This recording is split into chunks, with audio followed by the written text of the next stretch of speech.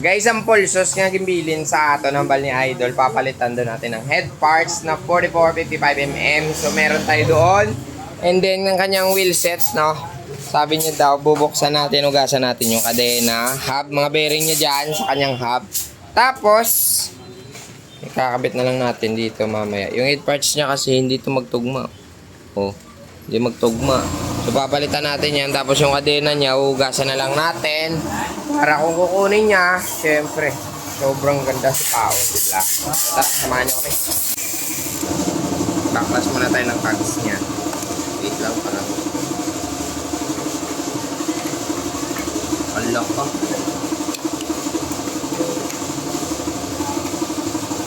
Ayaw umawid. Ito yung uwi natin. Gago!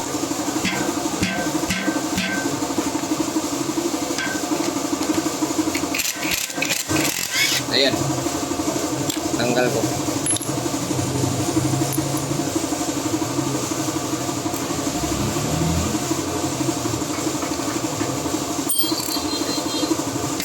Pahirapan ko eh.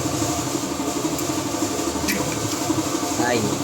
Simula na ng pagbaklas. Ito muna yung tanggalin ko. Yung kuno niya. Tapos, yung pre-hub. Ayan, napakalinis pa. Pero sabi niya, linisan daw eh. Pala, damo ka mawarta. Wow!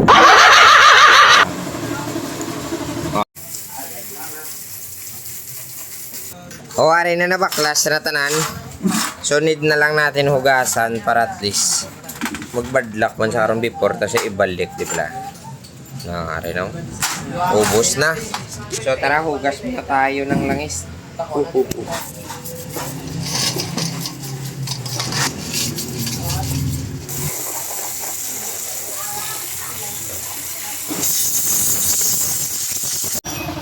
Ara na ba tinaw na nga ito ng obra? Ay bas hindi ka mo magpati. Tinaw na niya oh. No. Napakalinis. So para magnami, plastar ya karon. Kita ko sa danay. Tara samahan nyo kaya kabit natin. Lagyan natin papatanlog.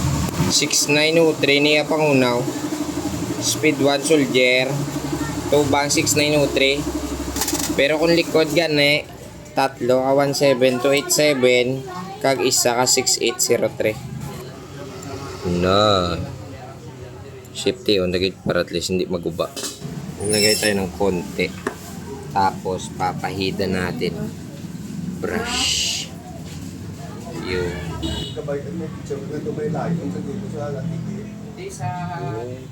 Pasok natin to.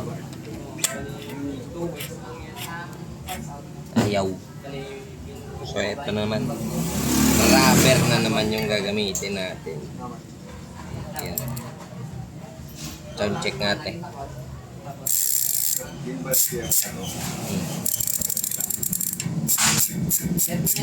Ganda. Uy, sana all! Ari made parts na kita 4455. So ipapalit natin dito kasi nga yung head parts sa Idol kalog na wala kunos dahil ng butang nilaw. So ka-perfect. Ara ng wheelset ginimpiwan nakagina. So kailangan ibabalik na natin tapos head parts naman. Ito na nakabit na natin mga guys yung hub niya. Sound check. Para hindi magkalas gani. Ang imo nga kadina need na ipatuluan. Gamay lang, hindi lang damo. Okay na. Head parts lang.